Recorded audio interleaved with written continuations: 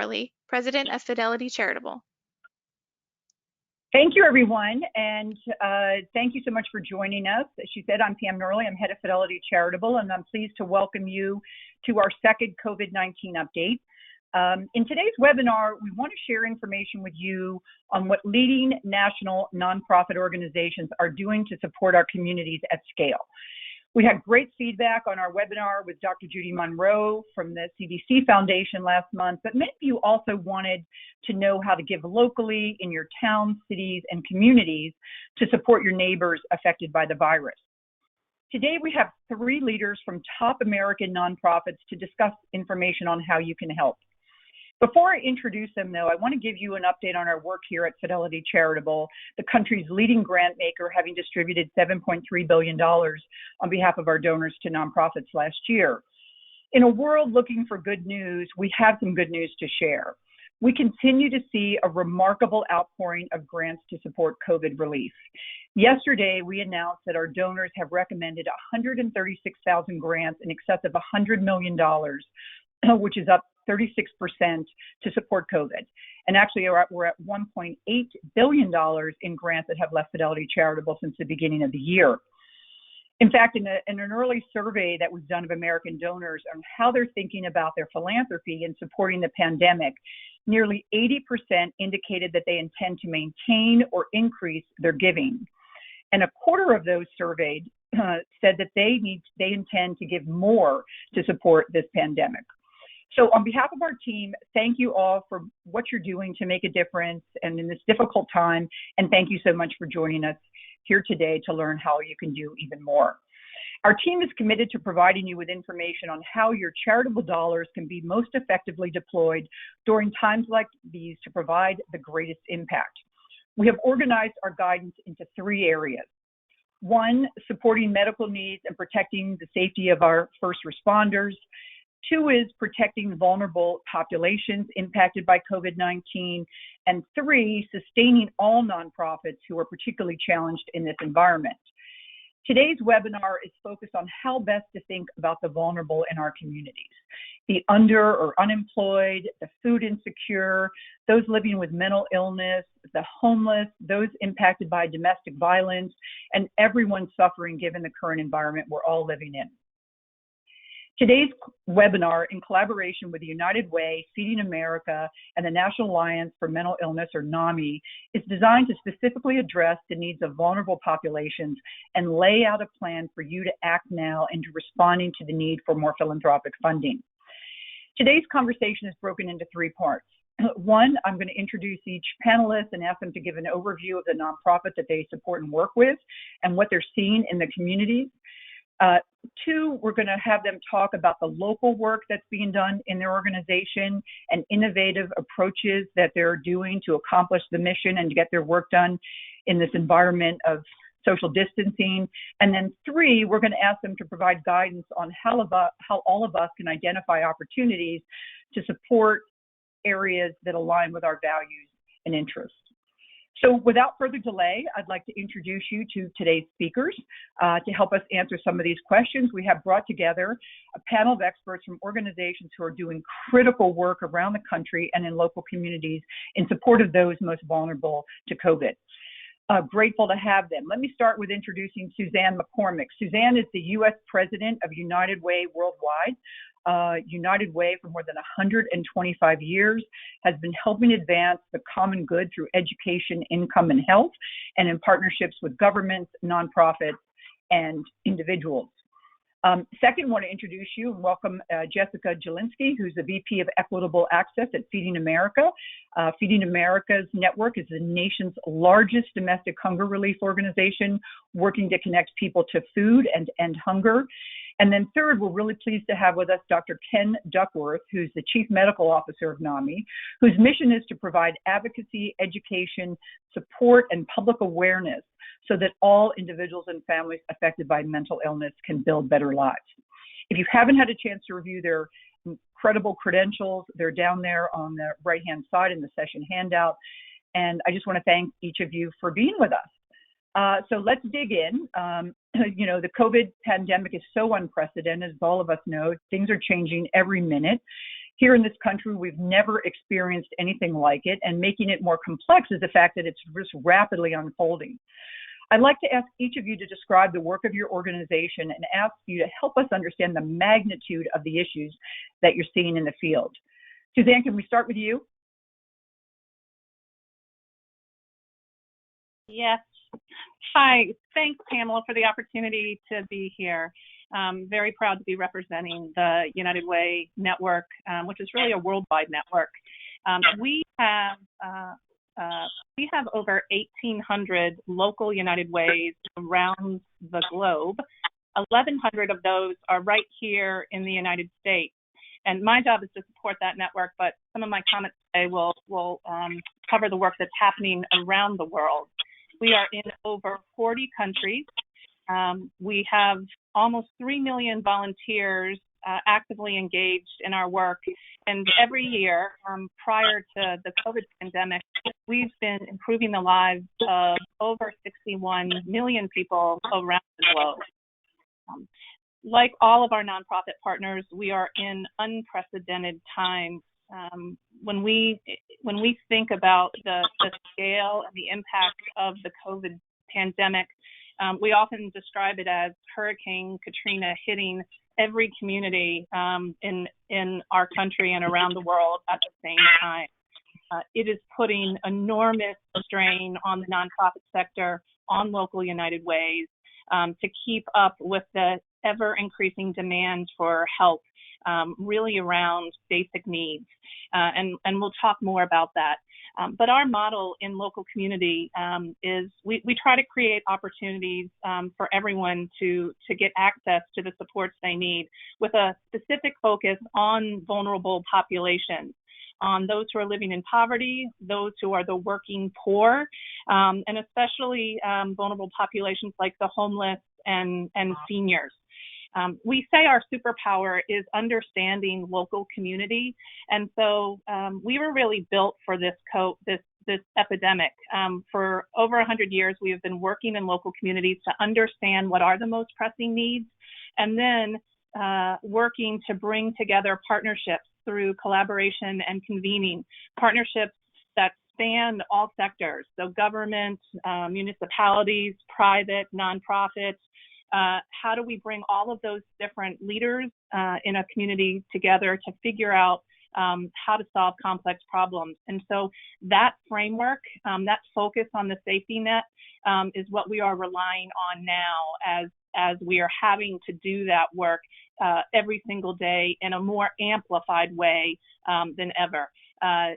Just as you watch the unemployment insurance filings, it's a huge indication of how many people are feeling the stress of not being able to meet their basic needs. And so that's a little bit about United Way. And we are, as I said, very active in 1,100 communities across the country that serve about 95% of this nation, leading and partnering to serve those who are most impacted right now. Wow, that is it's just remarkable. You forget how much United Way works in communities across the country. I didn't realize you covered 95%. Thank you for that. Jessica, so turning to the work of Feeding America, obviously food, nutrition is so much in need right now. What is your organization doing to support the COVID response? Thank you. And thank you, Pam and Fidelity Charitable, for inviting Feeding America to this important conversation today. We're thrilled to be here. So let me tell you all a little bit about Feeding America first, and then talk a little bit about what we're seeing in terms of COVID-19.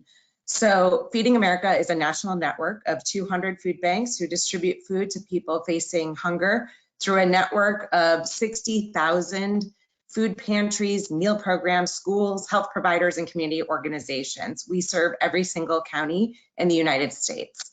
So in addition to distributing food, we also advocate to protect and strengthen policies that support people experiencing hunger. And we work with our partners to identify long-term solutions to addressing the root causes of hunger. Before the crisis, about 37 million people in the United States were struggling with hunger. In a normal year, our network provides about 4.2 billion meals through the charitable food system. So the biggest share of those meals, about 1.4 billion, come from in-kind food and product donations from retail companies. And the second biggest share of those meals, about anywhere from 800,000 to 1 million, come from federal commodities. Our national network relies on a group of about 2 million volunteers who provide vital assistance to our network to sort food and get it distributed to the people who need it. And I think it's really important, especially now, to note that a majority of our volunteers are over the age of 70 years old. So let me talk a little bit about some of the challenges that we're facing right now during our COVID-19 response. As an organization that often responds to disasters and in times of crisis, I think it's fair to say that we have never experienced anything like this. The sheer volume of need and the speed with which that need hit our network has been unprecedented.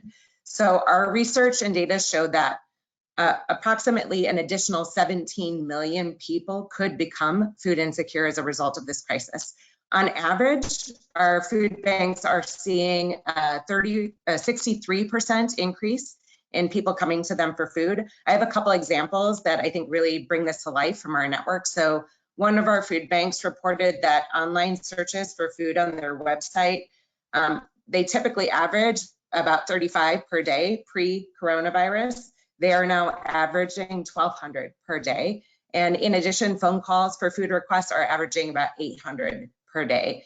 Another food bank shared with us that in a typical day, they distribute 10 to 15 emergency food boxes. They're now distributing 650 boxes to 750 a day. Over the last couple of weeks, we've also had a big challenge around retail food donations. This is a big source of food for us. And as you may have experienced individually, going to the grocery store, trying to find food, there are some disruptions in the supply chain. And we, in the last week, about 20% of food distributions across the country had to end, sadly, without being able to serve all the neighbors because they ran out of food. We were really happy to be able to secure funds for federal food assistance through the CARES Act, but it will take about 2 to 3 months for that food to be able to reach our network. And then lastly, our base of volunteers has dramatically decreased, partly because we are concerned about safety, right? And trying to limit the number of volunteers, and they're also concerned. So because we're trying to keep our staff and our community safe, we're trying to find new ways to meet this need, and I'll talk about those in a minute. Well, thank you for that. And it's just remarkable. I hadn't really thought about the magnitude of the need. I mean, we know it's there, but just to hear that, it's increased potentially by another 17 million. Dr. Duckworth, now let's turn to you. Obviously, we all need community at this time. We need our friends, our family. We miss our coworkers, being able to interact with everybody daily. But those with mental illness are most impacted by this, given the need for isolation and social distancing. Can you talk a little bit about the work of NAMI and what you're seeing with this pandemic? Yeah, thank you. And thank you for this opportunity. The National Alliance on Mental Illness is the largest grassroots organization in America of people who live with mental health vulnerabilities and people who love them. So NAMI was founded by moms to attend to their children with schizophrenia 40 years ago, and it has grown into a national alliance of local and state groups which provide support, troubleshooting, educational programming, and advocacy. Because we have a patchwork mental health system in America, there's both national advocacy and state advocacy that needs to happen. What we're observing is one of the NAMI expressions, "You are not alone," has never been more true than it is today. Many people are experiencing mental health vulnerabilities, and the people who already had them, estimated to be 1 in 5 by the National Institute of Mental Health, and 1 in 4 if you add people with addiction vulnerability, substance use disorder. Many of their problems have gotten worse. At the same time, the services that are available to people are very indistinct for more serious end services. So people with schizophrenia may not be getting access to clubhouses. They may be getting virtual support. We have a national helpline, which has experienced an explosion of calls. We have a COVID-19 guide, resource guide, which has 150,000 downloads, and it's now available in Spanish. And this is resources for things like your loved one is in your correctional setting, your loved one is homeless, if your loved one has access to medication problems, if you have a trauma history. For some people, isolation is re-traumatizing. And so how do you think about that in terms of this larger need that we all have to improve our public health? So it's been a very busy time at NAMI, and NAMI is feeling a lot of demand from the community, both locally and nationally. Thank you for that. So let's now talk about the increased vulnerability of our kind of neighbors and the populations that we all serve. Suzanne, we know, and you mentioned those particularly now unemployed as a result of the pandemic. What needs are growing most, and how much have they expanded since the pandemic began? Yeah, I'd be happy to talk about that. Yeah, and innovative things that you're doing in the communities to address, particularly like as Jeff mentioned, the lack of volunteers. Okay, well, there's a lot to talk about. First, let me share our focus at what we've been trying to do at the national level is to support our local network. There are about 550 of our local United Ways who have set up their own COVID relief funds. And so we're encouraging local donors to explore those funds because, again, those dollars are going directly to help vulnerable populations. We also have a national fund, which we are using as our priority investment from the national fund has been to support the 211 network. The 211 network is a 3-digit dial like 911 or 411, where people who are in crisis or in need can call to get information and connected to resources. About 50% of that network is either run by a local United Way or a state United Way or funded by local United Ways. And what we are seeing is a 200 to 400% increase in calls, much like Jessica talked about the calls to food banks. At a national level, we are seeing on average 75,000 people calling for help. And as the crisis has unfolded, we've seen the needs that they have been identifying shift a little bit. First and foremost, 211 was a source of information on the actual virus. In 31 states, governors activated the 211 network to take those calls to be able to take some of the pressure off the healthcare system in terms of having to answer questions. And call volume has increased. Initially, lots of calls around COVID, but in the last couple of weeks, we've seen an increase in people calling for help with food assistance, with financial assistance, and with help understanding medical coverage. So again, as more people are going on unemployment, the call volume continues to rise on a daily basis. The other thing that we're seeing is that the length of the calls, in a normal pre-pandemic day, the length of a call to connect someone with some help usually takes somewhere between 3 and 5 minutes. To the points that Dr. Duckworth was making around mental health and anxiety, now calls are taking about 30 to 40 minutes per call because people have so many more needs than a single need. They have a lot of anxiety. They're needing a lot more of coaching. And the other thing that we're seeing is there's a lot more first-time callers. People who have never reached out for help before now find themselves in a situation. If we think about all of those workers who are unemployed, who were very much already living on it with a very little margin of error in terms of savings, they are now having to figure out where else they can get help. We track our statistics on a statewide basis so we can see where's the demand and continue to try to access resources, to connect people to. In terms of innovation, every day I am seeing our local United Ways in partnership with their communities come up with innovative, creative ways to address the challenges. An example is in New Orleans, for example, which is in one of the hardest hit states. The United Way of New Orleans, again in partnership with city leadership, has set up a fund especially for hospitality workers who have lost their jobs because of the closing of hotels and recreation. And so that fund is providing emergency assistance grants to hospitality workers. The United Way there is also taking advantage of a national partnership that United Way Worldwide has with DoorDash. So being able to deliver meals to seniors and other vulnerable populations. We have been so fortunate that so many national partners have stepped forward to partner with United Way Worldwide, and we're able to take those national partnerships to the local level.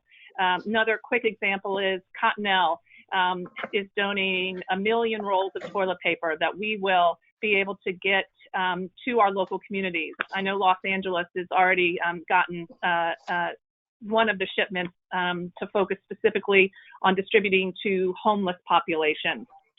So anytime we have a corporate partner who wants to help, we try to think about how we activate at the local level.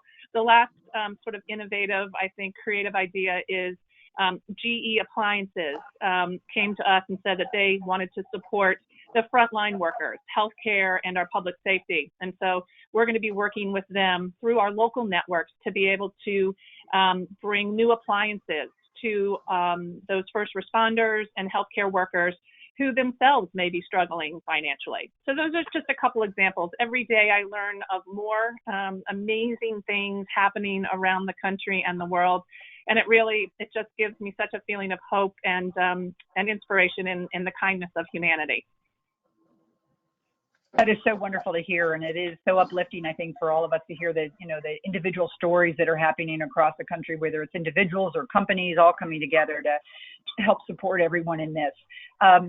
Jessica, so as we think about food insecurity and the huge increase in vulnerable populations in this, talk to me about you mentioned food delivery, you mentioned challenges with retail. What are some of the other issues? We here at Fidelity Charitable, one of our board members runs the Greater Boston Food Bank, Catherine D'Amato, and she has mentioned that not only obviously they're facing issues with supply chain, but she said just the health of the workers. I mean, again, given the demand on this right now. Can you talk about some of the things that you're seeing with food insecurity that maybe you hadn't seen in other disasters?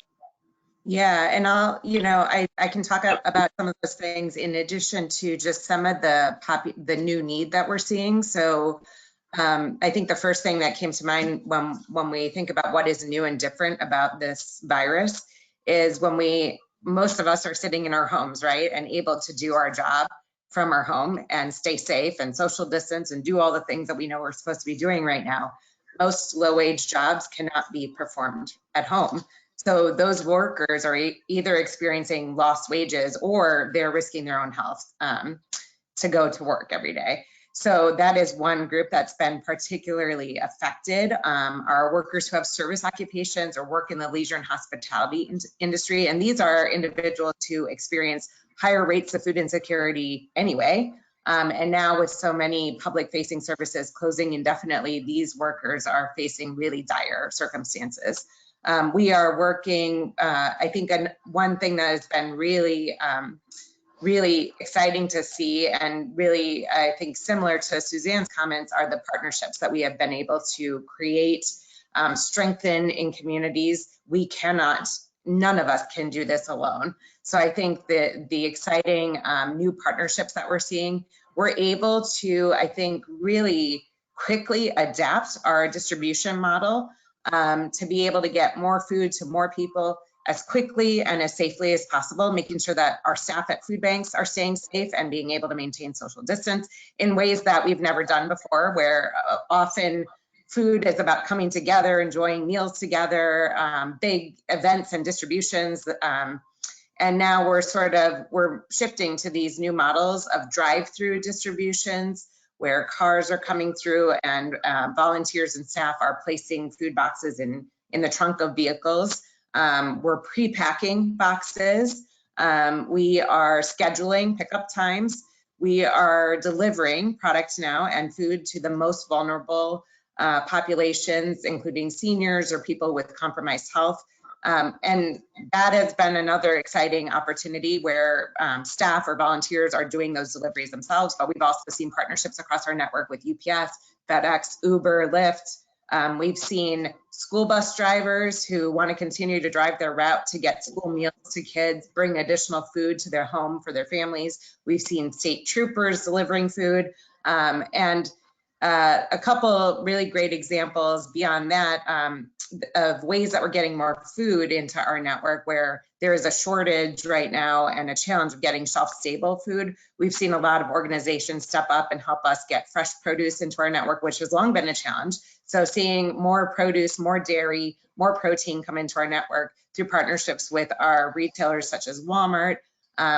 We saw in Orlando a food bank, the food bank in Orlando, with all of the parks closed right now, there's an abundance of food. They were able to hire chefs who are out of work right now to prepare that food and make sure they can get it. So really an outpouring of support from organizations, community partners across the country to be able to meet the need right now. Thank you so much for sharing that. So Ken, you know, all of America is socially isolating, distancing. What impact is that having on the folks that you serve in your organization at NAMI? Well, every individual is different. This is one of the reasons so many of our support resources matter, because some people do have access to things like Zoom or Skype to stay connected. Some people only have a flip phone. Some people, NAMI local organizations are figuring out how to do drops of food and support notes for people who don't have access to technology. And so every person is individual, you know, set of vulnerabilities. But I think it's very important to recognize that a lot of people with mental health problems and vulnerabilities have trauma histories. The numbers are quite high for abuse, mistreatment in the past, and those people are going to have even more vulnerability with social isolation. This slide from the Kaiser Family Foundation just came out, and it shows the major impact and minor impact on the general public. Percent who say they feel worry or stress related to coronavirus has a negative impact on their mental health. And I would just call out a few things to you. One is that women tend to be more responsive to questions like this, and they tend to report more service seeking, like that is consistent. Males still have kind of an old school mentality, which is why some of our educational programs continue to be important. You can see African Americans and Hispanics have higher numbers of mental health distress, and I think this reflects the social determinants of health and the pre-existing challenges that people who are African American and Latino faced. And the parent of child under 18 numbers are also noteworthy. Just to give you an idea in terms of other partnerships, NAMI's doing an entire project with Instagram, and I'm interviewing a famous young actor tonight for youth who may be struggling but may not have words for what their vulnerability is. And the program that Netflix and Instagram are doing is called Want to Talk About It. And they have incredibly appealing young people and mental health types like me interviewing them. But the focus is on making sure that the youth, teenagers and young adults see themselves as people who are allowed to say, hey, this is bothering me too, and where might I go for help? NAMI, of course, is one area. 3/4 of all psychiatric problems and diagnoses occur before age 25. So a focus on the younger population is always important for the NAMI community. Thank you for that. Thank you, Suzanne, Jessica, and Dr. Duckworth. What I want to do now is kind of turn to some of the questions that we have. So we offered you in the chance to be part of this, an opportunity to submit questions in advance, and we've received hundreds of them. We read through them, we picked some questions that seem to come up more frequently, and so we want to take this opportunity to ask you individual questions that have come up from our audience and people that are participating. So the one that we heard from everyone, and I think some of you have been able to kind of already get to that with local funds that have been set up, for example, at United Way. But the first question was, I tuned in to learn how my family and I can give back in our town. All three of you represent organizations that are national but have local affiliations. What is your advice for how to help today in my community? Maybe starting with you, Suzanne. Well, because I represent United Way, I think United Way is a great place to start in any community. As I said, I think our superpower is knowing who are the providers in a community, who is doing what work, and United Way could connect you directly with either an issue or a cause that you care about. If you care very deeply about hunger, a local United Way can connect you to your local Feeding America affiliate. And so I just think it's a great place to start. I think United Ways also have a good idea from a pretty holistic point of view of where are there gaps in a community, who's already focused on meeting a need, where is there an opportunity for someone else to come in and focus on meeting a need. So it's just kind of a good one-stop shop to get acclimated to what's happening, but also what's not happening, which might help a donor decide where they want to make an investment. Good. Yeah, so one of our donors had actually asked the question, should I just give directly to a nonprofit that United Way supports in my community, or would it be better to do it through United Way? I think it depends on if you know of a nonprofit that you care deeply about, I would give your gift directly to that nonprofit. If you are unsure or you want to think about meeting unmet needs that nonprofit may or may not be meeting, then I think United Way is a good option. I think it all depends on how much information a donor has, but a United Way can also serve as just a consultant to help you in your decision making as well. It doesn't have to come through United Way, but I think it's a good option if you want to. I think United Way is the best option if you want to support a safety net for the millions of people who are going to need help in many different ways. Good. Thank you. Jessica, how should we be thinking about, food issues and how to give locally to support food insecurity at this time? So locally, I think identifying your local food bank and providing funding support to that food bank to aid in their response would be the most. So right now, the biggest need is funding. We also need food and in-kind support. So I think there are a number of ways to find your local food bank, support with funding, see if there are volunteer opportunities. There are some unique volunteer opportunities right now. They may not look the same as they did a month ago, but we are having people be able to do outreach for benefit assistance over the phone. We're having people pre-register individuals before they come sign up for a delivery slot or things like that. And then also use their voice to advocate for the policies that will support people impacted right now. Yeah, no, I saw it went on the Feeding America website this morning, and of course you can just type in the zip code of where you live and have the ability to identify the local organization that's supporting food insecurity in that community.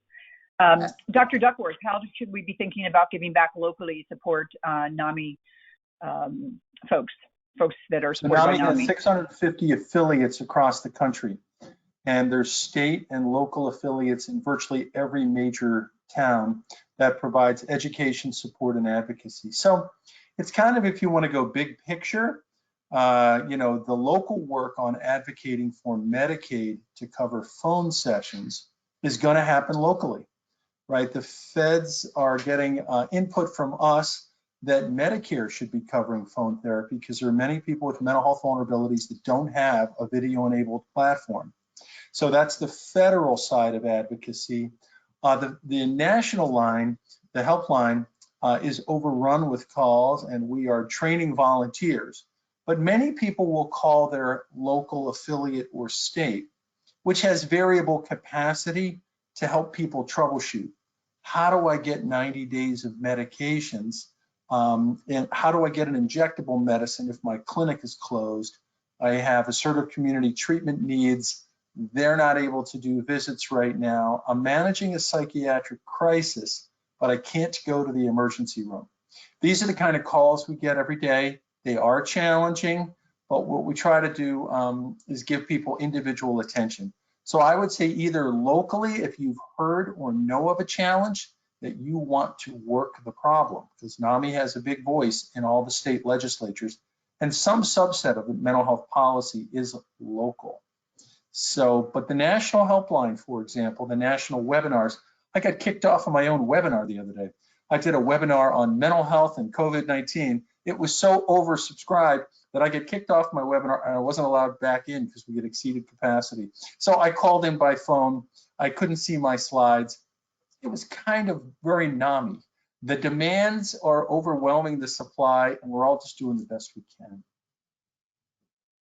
So all of you have mentioned volunteer opportunities, and of course, many people want to help, but they feel like they don't want to leave their house, and they maybe don't have the particular training that they might need to provide guidance or advice or triage support. What are some things, maybe again back to you, Suzanne, kind of that we could be thinking about that allows people to be able to give back, not just their financial resources, but their time? Well, we've seen some of our local United Ways coordinating, and again, I encourage anyone to connect to your local United Way to find out ways to help volunteering virtually. Some of the examples that I'm seeing from around the country are volunteers are making a recording of themselves reading a children's book, and then those videos are being shared through community partners to kids who may not have access to books, or maybe, part of a program where they're really focused on literacy. So using volunteers to do, I think what lots of us are seeing on Instagram or Good Morning America, where the celebrities are reading children's books. So we're seeing more of that. We're also seeing more good old fashioned letter writing, like thank you campaigns for teachers, thank you campaigns for healthcare workers, thank you campaigns for police departments. And again, we're seeing our local United Ways are getting volunteers to write those notes and then coordinating through their community partnerships how to get them out to all those people who are doing amazing work on the front lines. Those are two good examples, I think, that anyone can do. That's great. Jessica, anything to add to that? I think the things that I had mentioned before around using time to connect with individuals so through a food bank, volunteering for SNAP outreach assistance or other benefits assistance right now. We're seeing an increased volume of people searching online for food assistance, and we have a program that connects individuals to the food bank, and their call centers now are sort of overrun with requests. So I think that's one area. I think another is this registering people for time slots or home deliveries, or even volunteering to use your vehicle to deliver food from one place to another individually, and leaving things on porches are some unique opportunities right now. And then, as I mentioned, I think using social media, using your networks to advocate for strong policies locally, federally, that will support the people who are going to be the most impacted here. I think what we've seen across states is schools being closed, right? And some school districts are not providing meals, even though they have opportunity to continue to do that. So using your voice to make sure that schools are making sure that they're getting meals to kids, and even volunteering at schools to help them do that. Those are a couple ideas. Great, thank you. And Dr. Duckworth, how can I volunteer with NAMI? What can I do help to support your mission? We'd love to have you. So if you have had a mental health vulnerability, or have ever loved anybody with a mental health vulnerability, you will know that this can be a very lonely business. And those individuals are particularly impacted by the challenges that we're facing economically, socially, in terms of human contact. So if you'd like to join the National NAMI Helpline, where we're going to run a training, we have 40 peers that are taking calls all day and night. And many of the local affiliates and state affiliates are doing variations on that. That's to do individual troubleshooting for individual problems. But we also are running educational programs, and that still matters to people. When you have a son who's diagnosed with schizophrenia and you had never given this a thought, you've joined a challenging club. People want to know information. They want to know what the facts are. They want to know how to take care of themselves so they can take care of others, the old oxygen mask on the airplane concept. So life keeps going on. People keep developing mental health problems, and I'm concerned with the amount of stress going on that rate will increase. And this is one for you as well. A lot of our donors have been interested in the real impact of telemedicine and telehealth at this time. Are you doing diagnoses through online sessions, or you're just continuing to support them in, with consultations and coaching?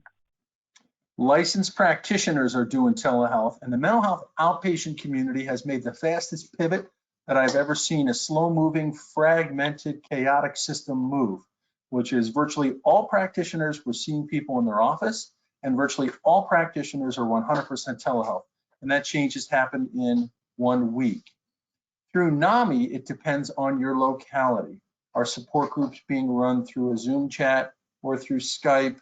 Are people doing individual calls? It kind of depends on the different capacity of your localities. If you're fortunate enough to be able to be supported through outpatient teletherapy, you should take advantage of that. And although we have a patchwork healthcare system, NAMI is advocating for that to be covered, for all copays to be covered, and for people to be able to use a phone without a video-enabled interface. The access to that is at an all-time high, and I think that's really great. But if you need more than that, right? So you need detox and you have a co-occurring bipolar disorder and you are going to try to get off of opiates. That's a complicated problem. Starting with NAMI, if you don't have a primary care doctor or you don't have a health plan, start with NAMI and we'll help you troubleshoot the complexity of that. Thank you. Next question. One of the issues that our listeners brought up a lot was the impact, and I think you alluded to it, Dr. Duckworth, that the COVID is having a disproportionate impact on people of color. Can each of you discuss how your charities is thinking about that and anything you're doing specifically to reach those populations? Again, starting with you, Suzanne. Well, really glad that people care about this.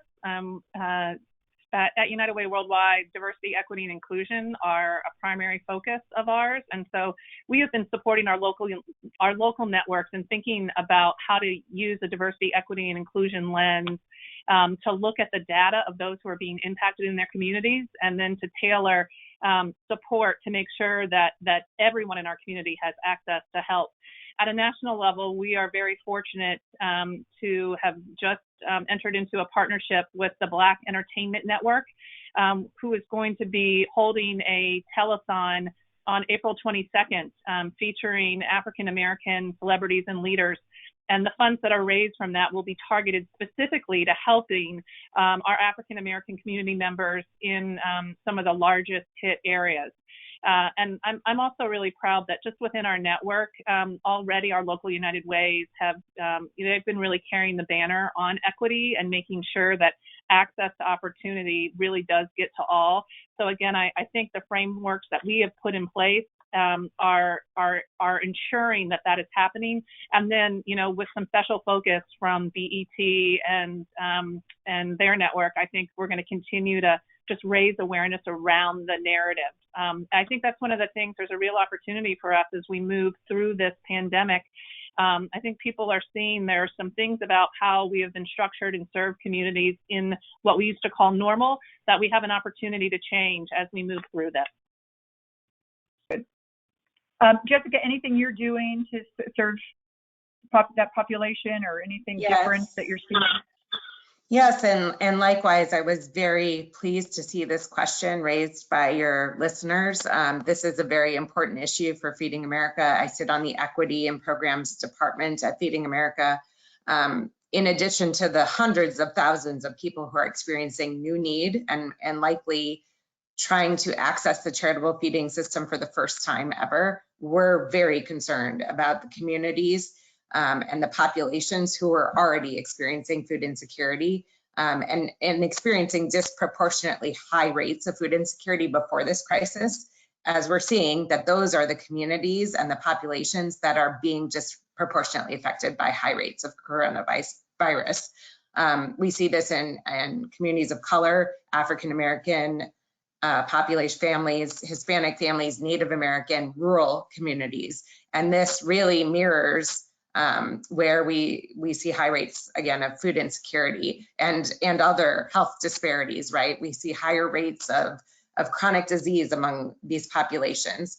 So a couple things that we are really focused on. One is, as Suzanne said, bringing attention to and highlighting these disparities using data to be able to tell the story, but we don't think that's enough. We need to do something about it. And I will say this is not easy work because a lot of the issues here are systemic issues that will take years for us to develop solutions to. But some of the things that we think we can do immediately are to think about when we are deploying funds through our COVID response fund, which go directly back to the network, to food banks to support their work, that we are using data to make sure that we are giving funding to where the need is and identifying where there are vulnerable populations so that we're matching that funding with the need. We're also providing technical assistance to our network of food banks to think about and understand what are the unique barriers that different populations are facing in their community and what are ways we can address those barriers. And then lastly, thinking about partnerships with organizations who really have trusted relationships in these communities and how food banks and nationally we can work with those partners. Good. Dr. Duckworth, anything to add to that? Yeah, NAMI has programming in Spanish language for virtually all of our materials, and our COVID-19 guide is now available in Spanish. The African American population, I want to emphasize what Jessica said, it's a population that already had premature mortality.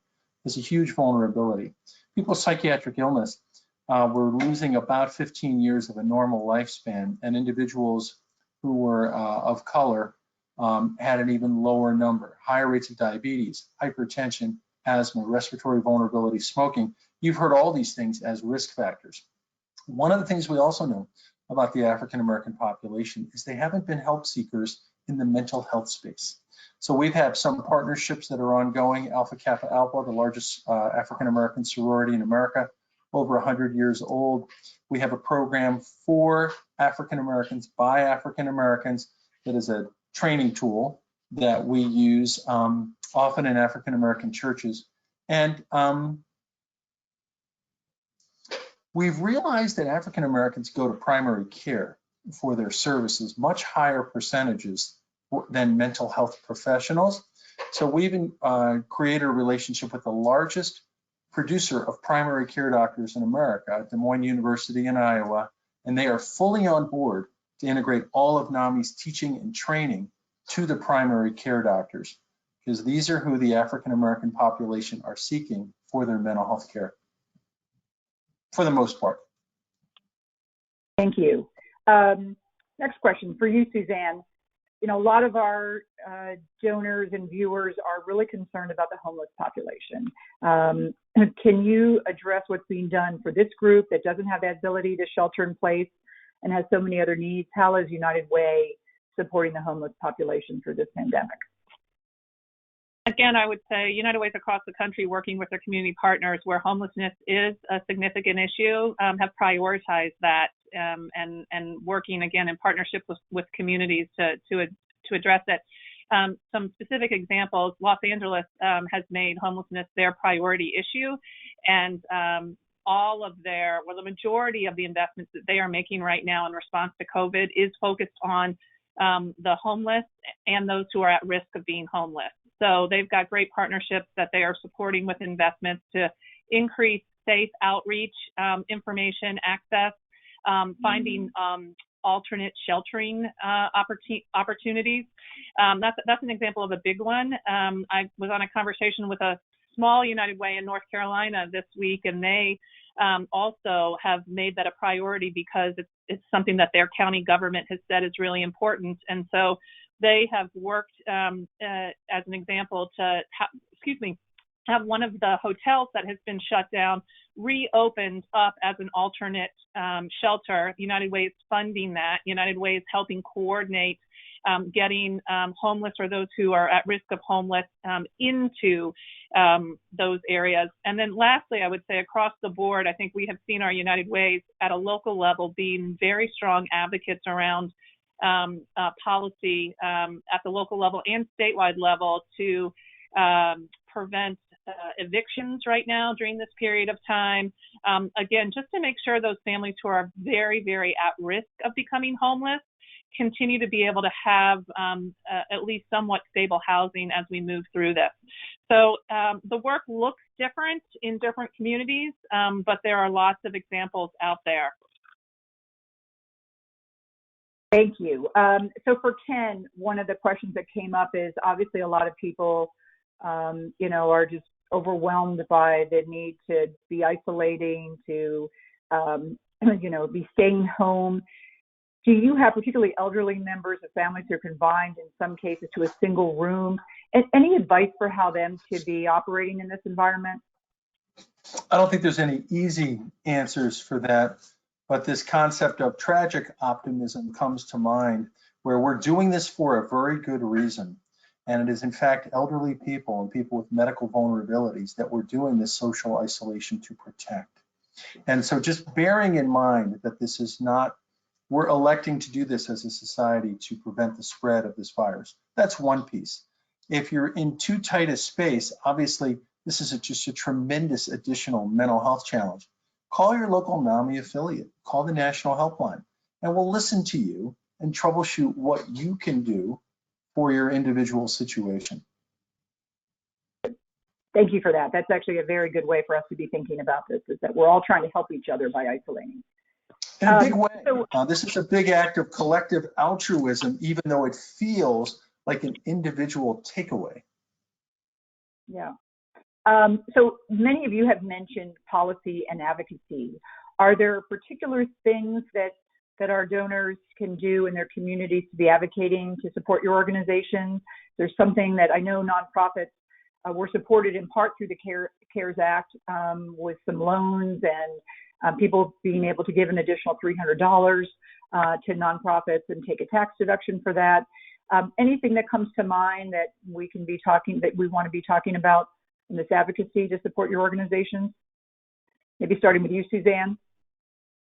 Yeah, two I say are very important is the nonprofit sector was included in the CARES package, which was great news. Traditionally, the nonprofit sector has been excluded from those kinds of loans and benefits, even while it's the third largest employment sector in the United States.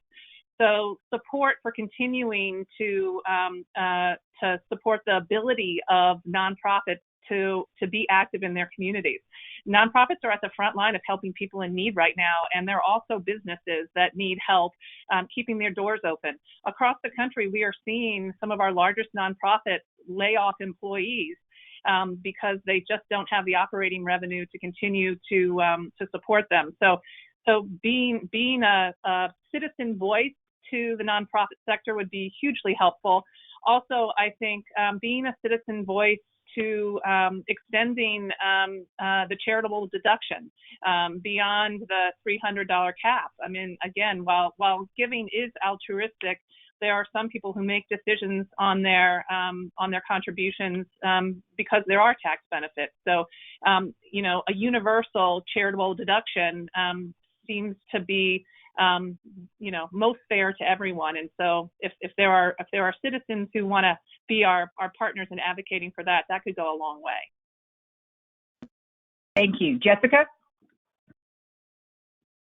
Yes, and I echo Suzanne's comments completely, and then would say for us, the biggest area of advocacy is around SNAP, the SNAP program, and making sure that we expand benefits. So Feeding America, the charitable system cannot and will never make up the amount of food that is needed and the support that is needed for people right now. And so for us to see an expansion in SNAP benefits in any future bills that are put through would be our biggest priority. I will put in the chat also a link to to sign up for advocacy alerts from Feeding America. We have a text campaign.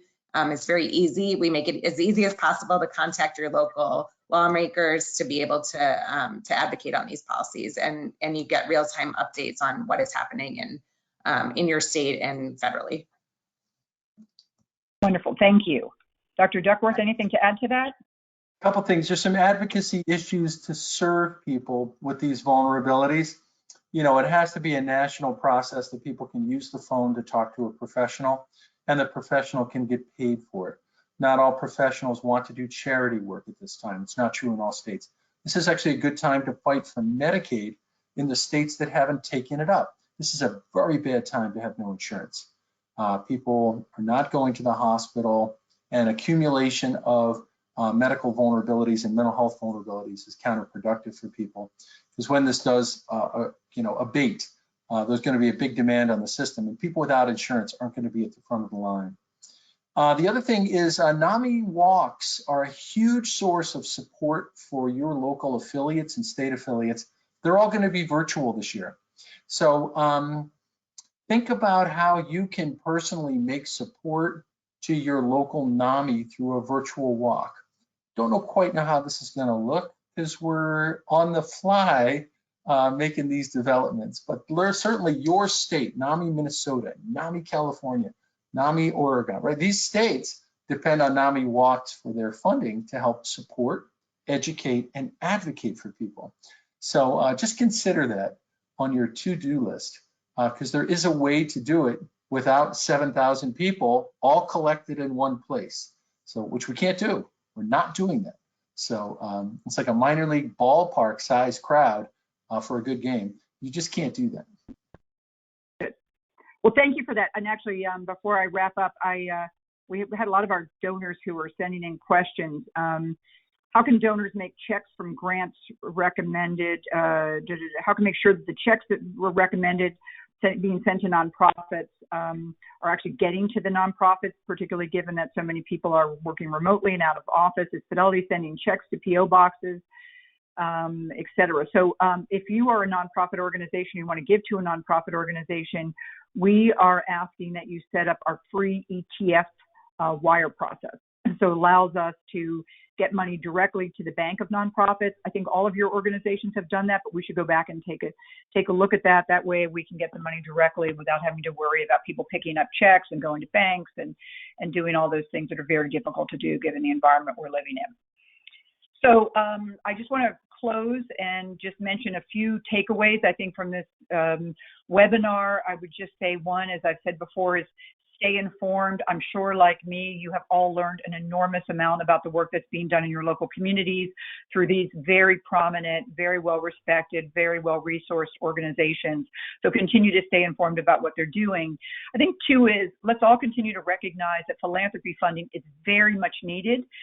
Even though we had the CARE Act passed and people are getting stimulus checks, or hopefully starting to get stimulus checks, that's not sufficient. I mean, demand far exceeds supply at this point, so we want to continue to provide philanthropic funding because it is an accelerator to finding solutions. And then third, we're advocating give now. Be ready to, donor advised funds are ready-made capital for these causes, and we're encouraging all of you to continue to do strong grant making.